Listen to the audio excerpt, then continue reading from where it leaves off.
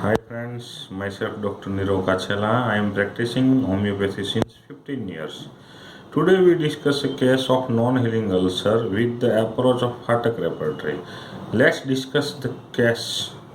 This is a case of non-healing ulcer.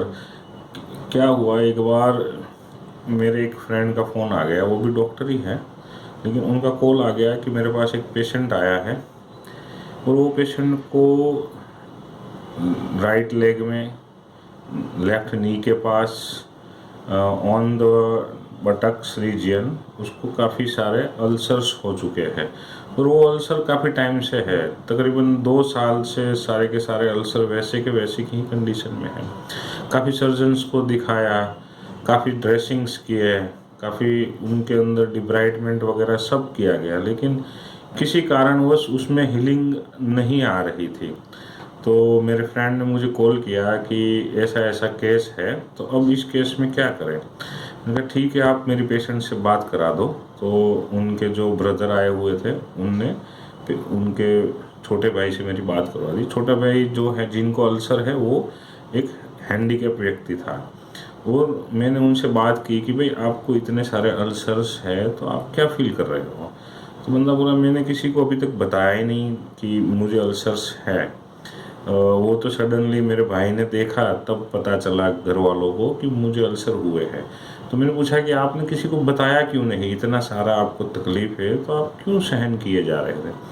तो उन्होंने बताया कि मैंने नहीं बताया कि क्योंकि मुझे शर्म आ रही थी कि मैं कैसे दिखाऊं उनको कि मुझे अल्सर है, वैसे ही मैं हैंडीकैप हूँ और मेरी वजह से ये लोग वैसे ही परेशान है। तो फिर मुझे शर्म भी आ रही थी कि मैं कैसे बताऊं। तो इसीलिए मैंने कुछ कहा नहीं था।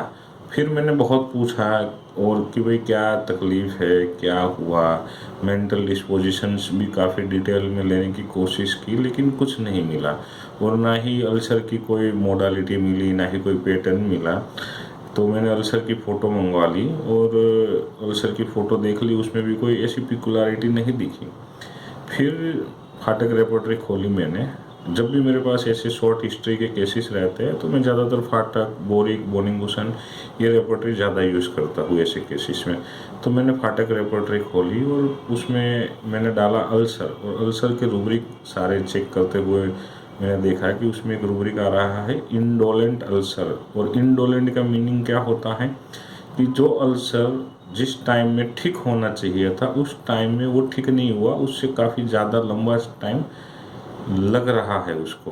तो एक रूब्रिक हमने लिया अल्सर इंडोलेंट एटोनिक, और दूसरा रूब्रिक जो पेशेंट ने हमें बताया था कि मुझे शर्म आती थी सबको कहने में, तो उसमें से हमने लिया एम्बेरसमेंट। फाटक रेपर्टरी में एम्बेरसमेंट एग्रावेशन ऐसा रूब्रिक दिया हुआ है।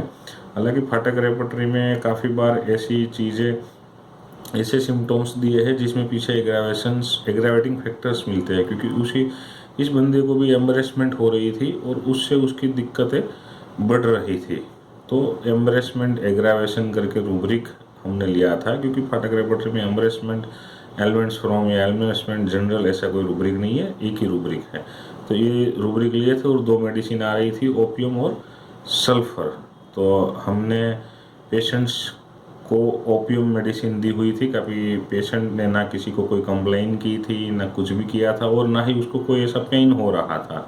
तो इस वजह से ओपियम दी थी और ओपियम देने के बाद तकरीबन 2 ही महीने में सारे के सारे अल्सर उनके ठीक हो गए थे। This is the short case. Thank you very much all of you.